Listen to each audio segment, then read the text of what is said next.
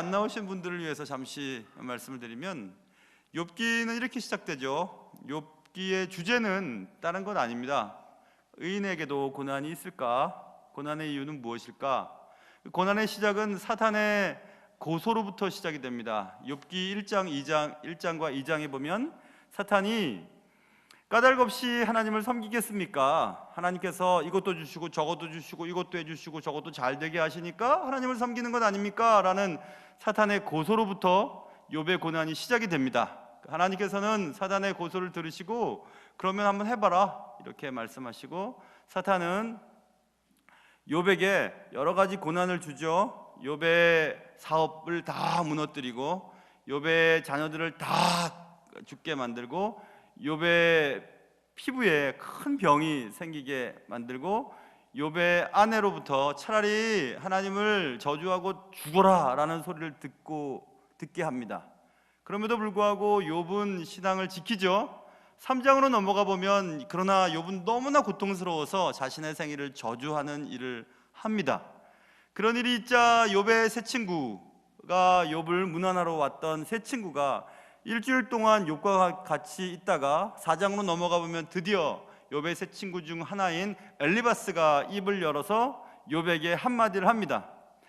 욥의 세 친구가 각각의 의견을 따라서 욥에게 얘기를 하는데, 욥의 세 친구 가운데 엘리바스는 그의 경험에 근거하여 욥에게 얘기합니다. 그게 1, 2, 3, 4, 5 그러니까 4장과 5장에 엘리바스의 충고가 들어있어요. 그래, 엘리바스의 충고는 다른 건 아닙니다. 내가 경험을 해봤는데 고난받는 사람은 지은 죄의 결과인 것뿐이야. 그러니 네가 당하고 있는 그 고난은 네가 저지른 죄에 대한 대가일 뿐이야. 그러니 숨겨진 죄를 고백해라 라는 얘기를 엘리바스가 하게 됩니다. 그리고 이제 6장 7장에 넘어가 보면 엘리바스의 말을 듣고 욥이 나 그런 일 없다고, 난 죄 지은 것도 없다고 라는 항변을 하게 되고, 이제 다시 오늘 8장으로, 이제 오늘 8장이죠. 8장에 넘어가면 엘리바스와 빌닷과 소발이라고 하는 세 친구 가운데 두 번째 친구 빌닷이 이제 욥에 대해서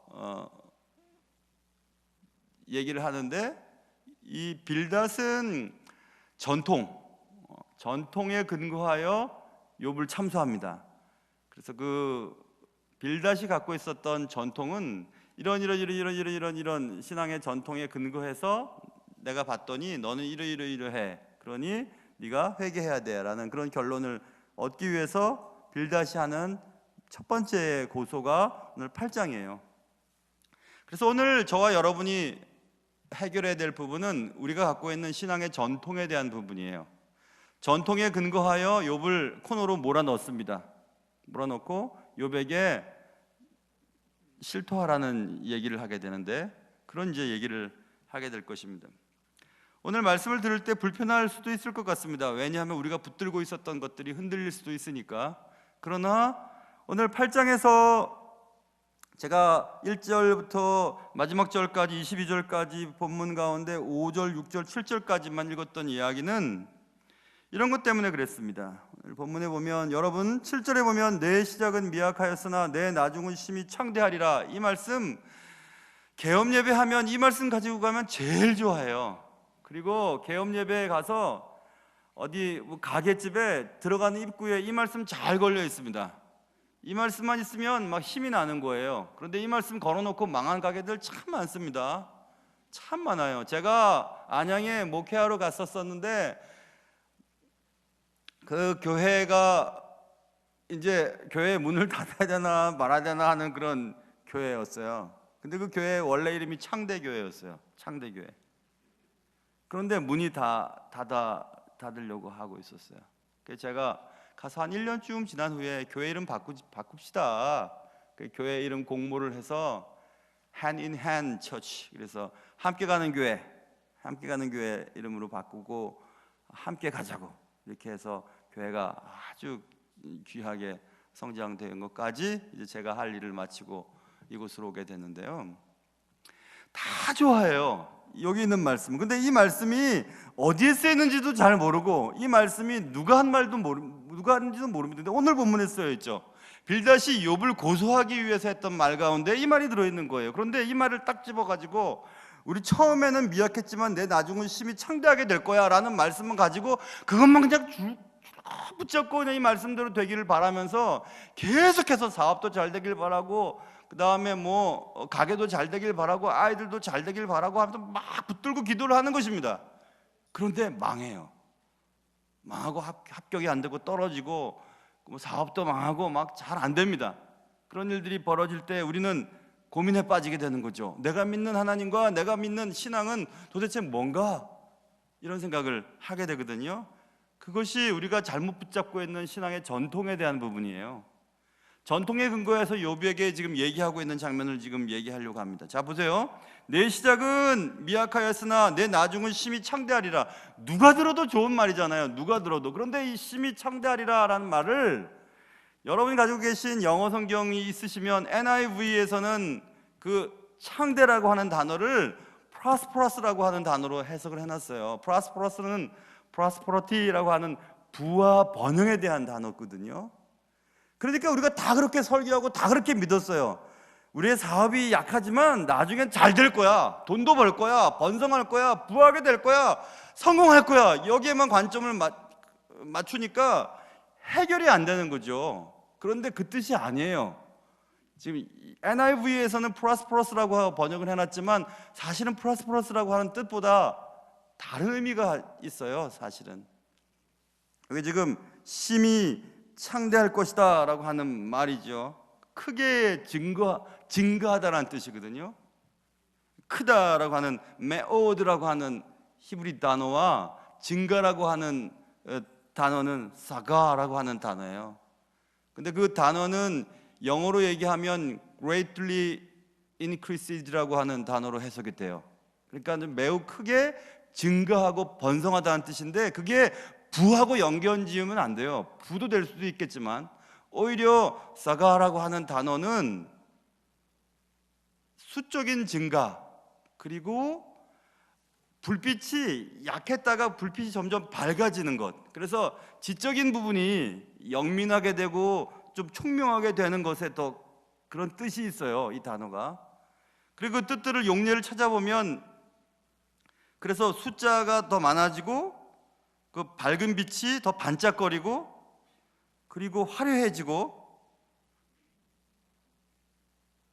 그러니까 여기서 지금 심히 창대하라는 뜻은 돈이 많아진다는 뜻은 아주 작은 부분에 들어가 있고 사람이 지적인 수준이 좀 높아지고 제 아내가 저한테 그런 얘기 많이 하거든요. 당신은 늦됐다고 어릴 때보다 지금이 더 좋다고 머리도 더 좋아지는 것 같고 인상도 더 좋아지는 것 같고 뭐 요즘에 저의 매력에 빠졌어요. 아주 제 집사람이 너무 사람들 만나면 제 얘기를 좋게 많이 해요. 그래서 당신은 점점 멋있어진대요. 그런 거예요. 그런 거. 심히 창대한다는 말은 그런 의미가 강한 거지. 사업을 했는데 초창기에 조금 투자했는데 나중에 뭐 많이 남는다는 뜻이 아니에요. 근데 우리는 그걸 붙잡고 살아가거든요. 그런데 그걸 붙잡고 뭐 교회 신방 예배, 개업 예배 드리면 그거 다 붙들어 놓고 앞에다가 걸어 놓고 해도 사업이 망하는 걸 어떻게 하겠어요? 사업이 망하고 안 되고 막 그러니까 혼란스러워지거든요. 혼란스러워지기 시작하죠. 그래서 신앙이 막 흔들리는 거죠.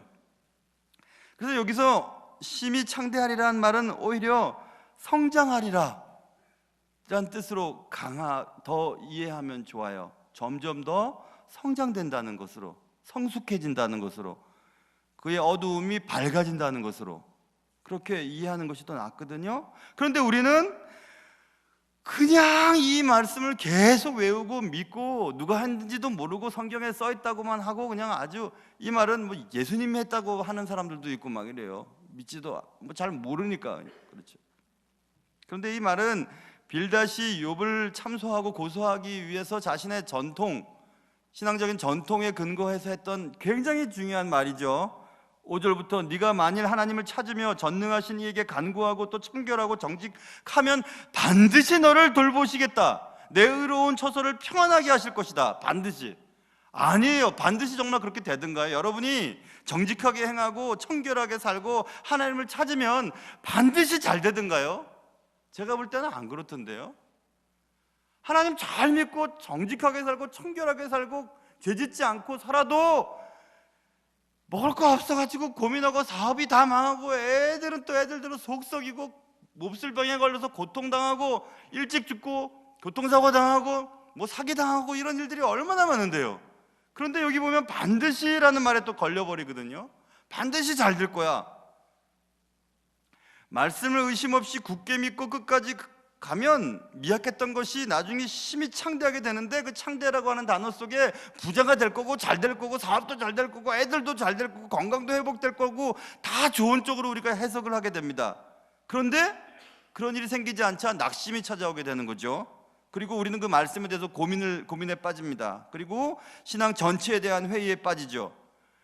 기도하라고 하는 말을 전하기 위해서 우리가 잘 쓰는 성경 요조는 누가복음 11장이에요. 또 내가 너에게 이르노니 구하라 그리하면 너에게 주실 것이요 찾으라 그러면 찾아낼 것이요 문을 두드리라 그러면 너에게 열릴 것이니라.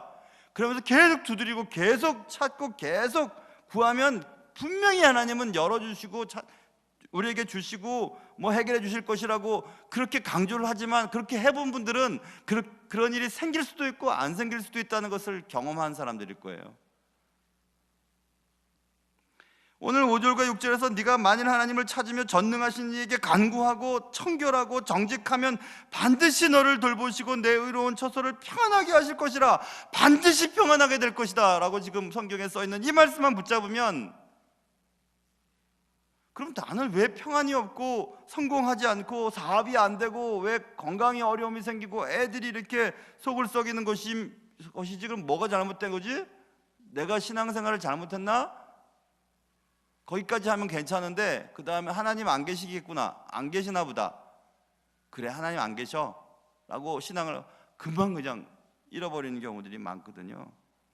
거기서 우리가 생각해 봐야 될 것은, 오늘 본문 말씀을 찬찬히 우리가 여러분 한번 읽어보세요. 읽어보시면 지금 전통이라고 하는 주제를 가지고 수핫 사람 빌닷이 얼마나 욥을 몰아세우는지 느낄 수가 있습니다. 그래서 우리는 전통과 전통주의에 대해서 살펴봐야 돼요. 전통 혹은 근본, 전통주의 혹은 근본주의는 다른 것입니다. 전통은 되게 좋은 거죠. 아주 좋은 것입니다. 트래디션 되게 좋죠. 전통, 아주 전통을 지키는 거죠. 근데 거기 뒤에 ISM 뭐뭐주의 할 때 뭐뭐이즘이라고 하는 뭐뭐주의가 붙으면 그 이상하게 변해요. 전통은 좋죠. 전통주의로 가면 이상해지기 시작해요. 근본, 파운데이션이죠. 근본이, 기초, 근본이 튼튼해야 되죠. 근데 뒤에 ISM이 붙으면 펀더멘털리즘으로 바뀌어요. 그러면 근본주의자가 돼요. 근본주의가 돼요. 근본과 근본주의, 전통과 전통주의는 달라요. 우리가 전통을 잡을 수 있어요. 교회의 전통과 교회의 근본은 좋죠. 그러나 전통주의와 근본주의로 자꾸 이렇게 막 변해가요. 교회가 시간이 지나면서 전통주의에 빠진 교회, 근본주의에 빠진 교회는 이상한 방향으로 갑니다. 그래서 사람을 못 살게 굴어요. 잠잠 이제 그런 얘기를 하게 될 것입니다. 예를 들면 이런 거죠. 우리가 교회에, 그리고 신앙도, 여러분의 신앙도 가만히 생각해 보세요. 전통을 쫓고 있는지 전통주의에 빠져 있는지, 근본을 붙잡고 있는지 근본주의자가 되었는지 한번 생각해 봐야 돼요. 자, 어떻게 비교하면 되냐 하면 이런 거예요. 변화가 두려워요. 변화라는 것이 두렵기 시작해요. 그래서 변화되지 않으려고 배웠던 것, 과거의 것들을 붙잡아요. 딱 붙잡고 있어요. 그래서 변화되길 싫어해요. 변화되면 내가 붙잡고 있었던 것이 흔들릴까 봐 그것을 놓지 못해요. 그러면 전통주의자예요. 그런 사람들은. 시대가 변했는데 시대에 부응하지 못해요. 교회가 과거의 전통을 붙잡아요. 그 전통을 붙잡지 않으면 전체가 다 무너질 것 같은 두려움이 우리를 전통주의자가 되게 해요. 그러니까 변화의 두려움을 가진 자는 전통주의자, 신앙의 전통주의자나 신앙의 근본주의자가 될 확률이 많아요. 새로운 것을 받아들이지 못하는 거죠. 한국에 참 아픈 과거들이 있잖아요. 참 아픈 과거가 있죠. 제주에 그리고 뭐 여순 반란 사건이라고 우리는 배웠지만 사실은 그게 아니었죠. 뭐 그런 거라든지 좌우익에 대한 여러 가지 문제들. 우리가 요즘에 많이 듣는 얘기가 뭐예요? 보수와 수구라는 얘기를 듣잖아요. 보수는 점진적인 변화를 가능케 해요. 옛것을 지키면서 새로운 시대에 자꾸 변해가는 건 좋은 거예요. 보수는 좋은 거예요. 그런데 극단적인 보존을 쫓아요. 그걸 수구라고 하잖아요. 수구는 나쁜 거예요. 변화되기를 싫어하니까.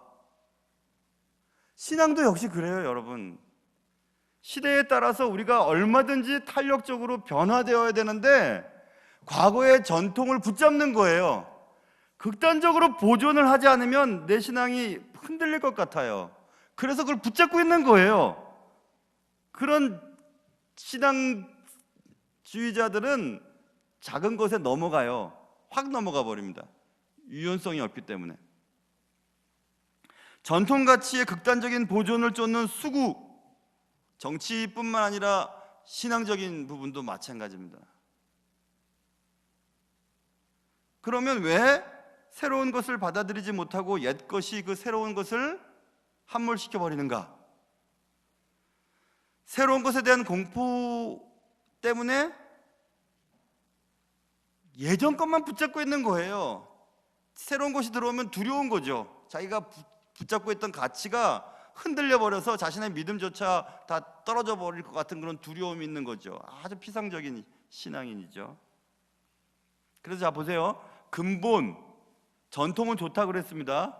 거기에 ISM이라고 하는 주의가 붙으면 좋은 게 아니에요. 그건 전통주의자, 근본주의자. 그러면 뭐가 전통에서 전통주의자가 되고 근본에서 근본주의자가 될까요? 거기에 뭐가 들어가요?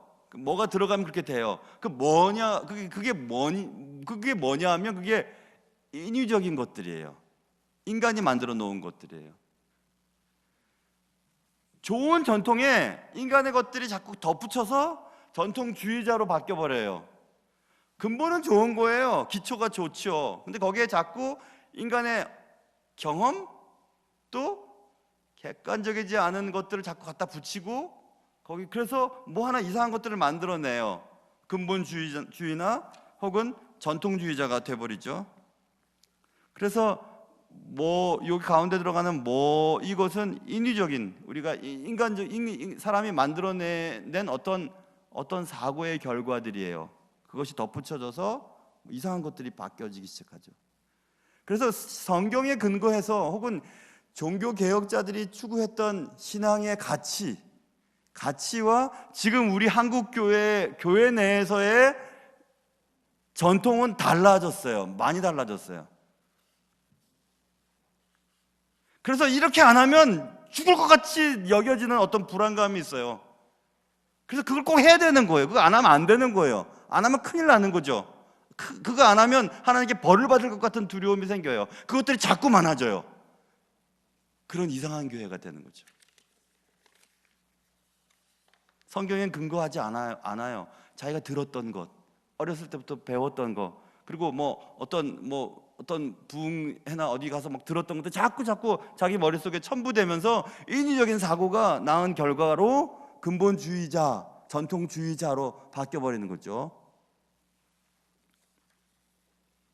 그래서 우리 인간의 편의성과 실용성 같은 인위적인 사고를 우리의 신앙에서 빼버려야 진짜 신앙이 될 수 있거든요. 자꾸 뭐가 붙어갖고 전통주의가 만들어낸 교회는 답답해요. 너무너무 답답해. 자유가 없어요. 성경에서는 우리를 자유케 하도록 주님이 만들어 놓으셨는데 교회 생활이 너무 답답한 거라.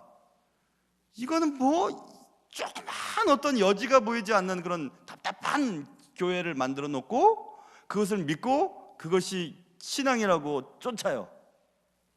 그래서 답답한 거예요. 답답해요. 오래된 교회 같은 경우는 이 강대상 하나도 마음대로 못 움직입니다. 옮겼다가 큰일 나요. 천벌 받습니다. 이런 데 어디로 올라와요? 감히 여자들이 이렇게 얘기하면서 못 올라오게 하잖아요. 그런 게 어디 있어요? 아무나 올라와도 되죠. 하나님의 말씀이 선포될 동안만큼만이 하나님의 강단이죠. 무대도 될 수 있어요. 얼마든지.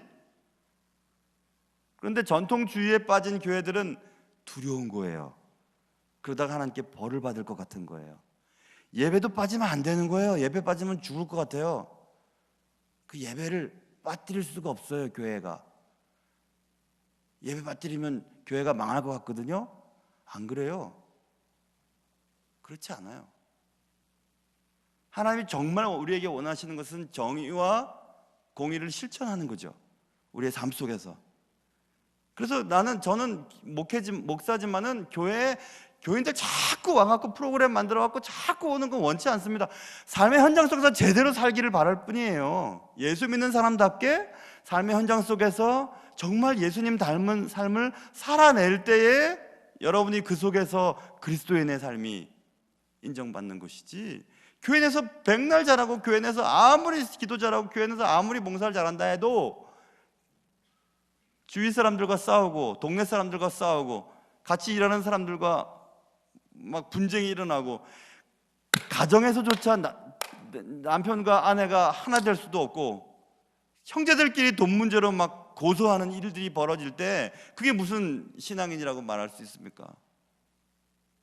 뭐가 문제죠? 신앙의 전통이 아닌 신앙의 전통주의를 쫓았기 때문에 그런 결과가 생긴 거죠.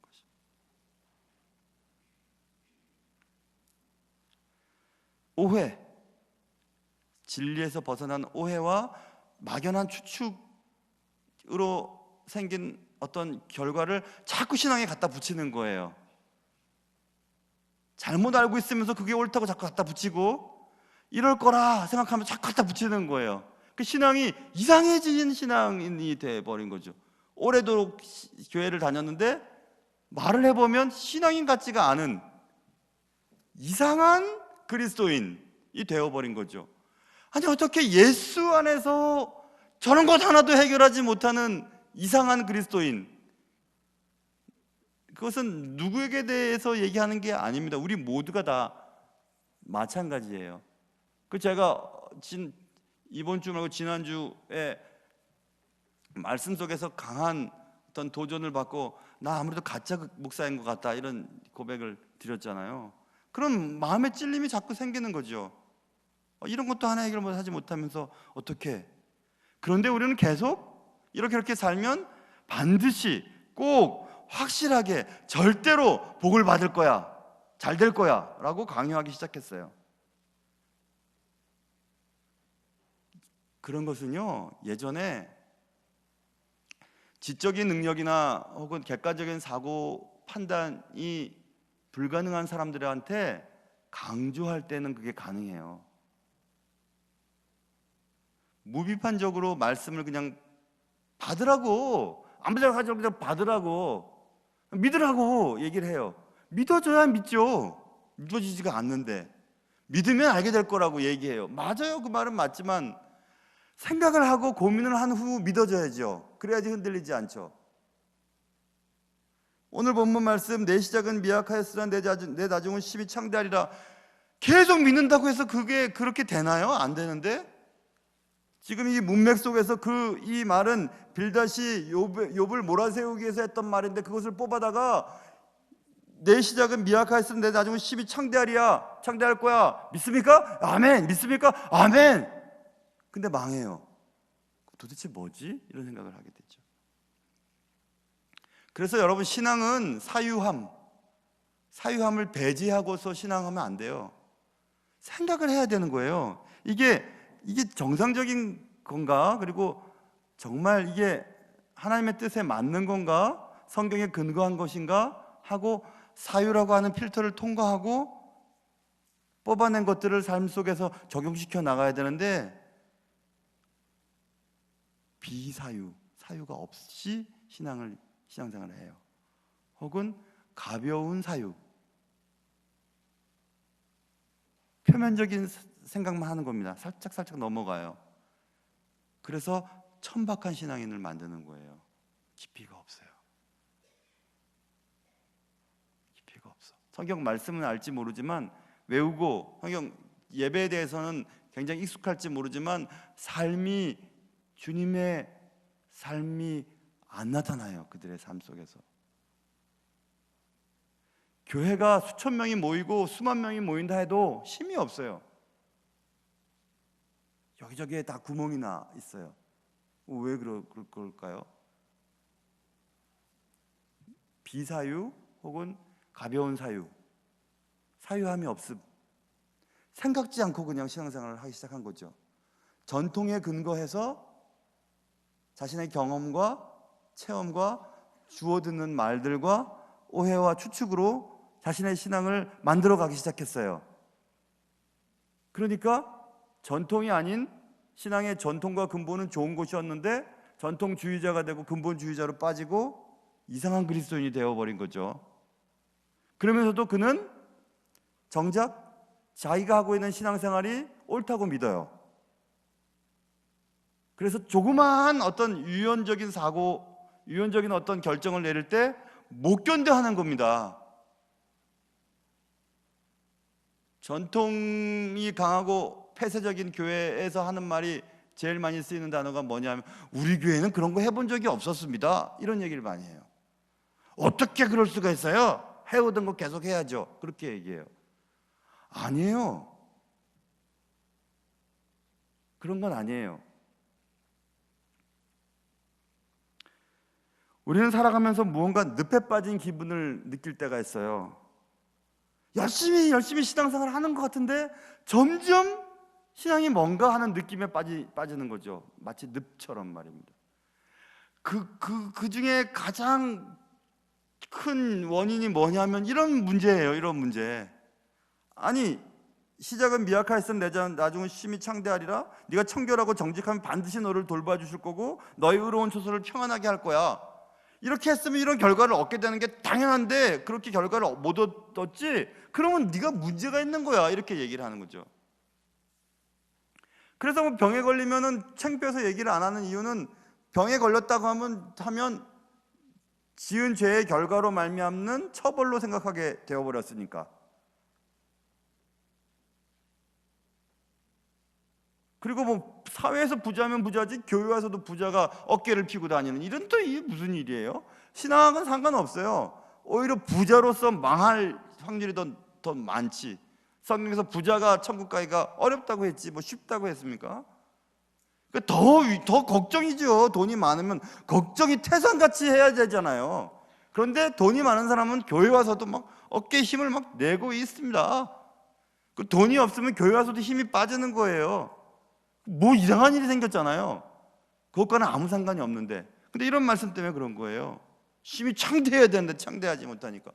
부해야 돼, 번영해야 되는데 번영하지 않으니까. 애들이 잘 되는데 애들이 잘 안 되는 거 보니까 이거 이상하다, 이렇게 생각하는 거죠. 고민에 빠지는 거죠. 그럼 내가 신앙생활하는 게 뭐지? 어떤 사람이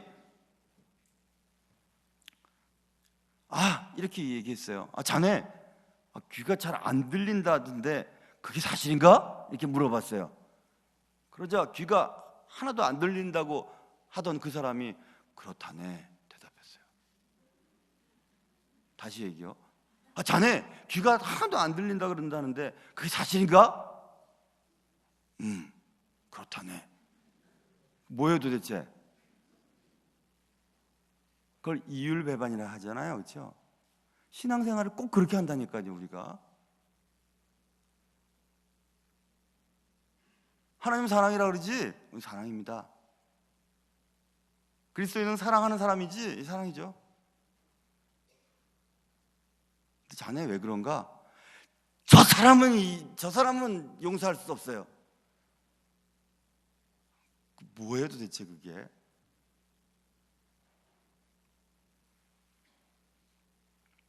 배타적이거나 혹은 폐쇄적인 신앙의 색깔로 바뀌어요. 전통주의자 신앙에 왜곡이 일어난 사람들은 폐쇄적이 돼요. 우리 교회 내 것 이렇게 돼요. 그리고 배타적이 돼요. 새로운 사람들 싫어. 우리끼리 잘 지낼 거야. 저 사람 뭐 하는 사람인지도 모르고. 그래서 교회 내에 이렇게 막 폐쇄적인 집단들이 생기게 되는 거예요. 얼마나 사람이 희한하면 먼저 임직된 사람들끼리 한 그룹을 또 형성시켜요. 뭐예요 도대체? 그게 뭔데요 그게? 주님의 일을 하는 사람들끼리 있는데 그게 뭐가 중요하죠? 그 중요한가요? 아무 중요하지 않아요. 그런 교회들 때문에 막 싸우는 일들이 있어요. 제가 우리 교회 와서는 나이별로 합시다. 권사님들도 나이별로 합시다. 나이별로 하면 제일 좋죠. 전도회도 나이별로 합시다. 5학년이면 50살 50대고 6학년이면 60대고 얼마나 편해요. 외우기도 쉽고 4-1이면 4학년 1반이면 40대 전반부고 4학년 2반이면 4학년 후반이고 또 나이 많으면 또 인원이 많으면 4학년 3반도 생기고 편하지고 뭐 그래요.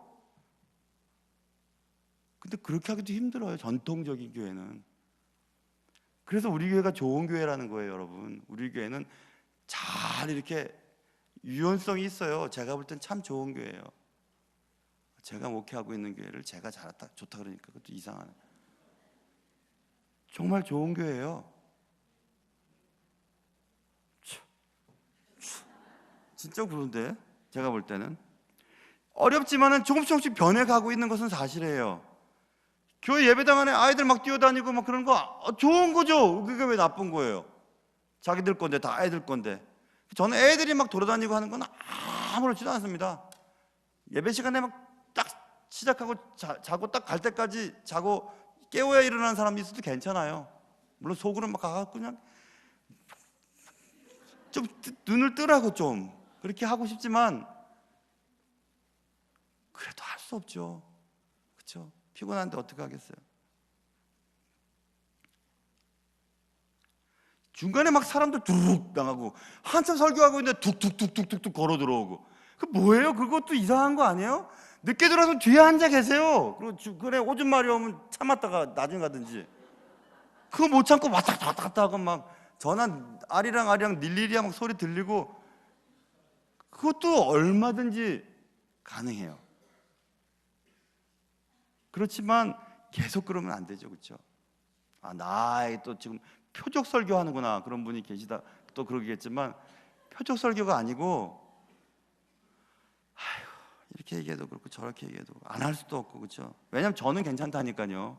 다른 사람들이 불편해 하더라고요. 불편해요. 그러지 마시라고 눈 뜨십시오. 그렇게 얘기를 해달라고 얘기를 하더라고요. 저는 괜찮아요. 여러분이 워낙 누님들이 작으셔갖고 감았는지 떴는지 모르겠어요. 근데 여러분 전통주의자인지 전통을 쫓는 사람인지 근본 신앙의 기초가 튼튼한 사람인지 아니면 근본주의자로 자꾸 변질되고 갔는지 어떻게 알 수 있냐면요. 딱 한 가지. 전통주의자, 근본주의자는 신령파인 경우들이 많아요. 고집이 셉니다. 아무 사람 얘기도 안 들어요. 자기가 믿는 것이 전부예요. 절대로 이게 조율이 안 돼요. 그거 얘기했다가는 난리가 납니다. 그걸 붙잡고 있어야 되니까. 그거 붙잡고 있는 게 놓치면 흔들리니까, 전체가 흔들리니까 도대체 유연하지 않아요. 비사유, 가벼운 사유의 결과예요. 내가 수요 예배 그 내용인데 금요 예배 때 하려니까 빨리빨리 하려고 해도 시간이 벌써 지나서 그만해야 되겠어요. 변질된 전통은 늪과 같아요. 그리고 그 전통이 오래될수록 오래된 늪과 같아요. 한번 빠지면 계속 들어가요. 나올 수가 없어요. 그런 신앙은 사람 잡아서 다 끌어당겨서 함께 망해버립니다. 오래된 늪 이야기는 여러분과 제가 지금도 이야기를 써내려가고 있는 줄도 모릅니다. 우리 찬양하고 우리 기도해요.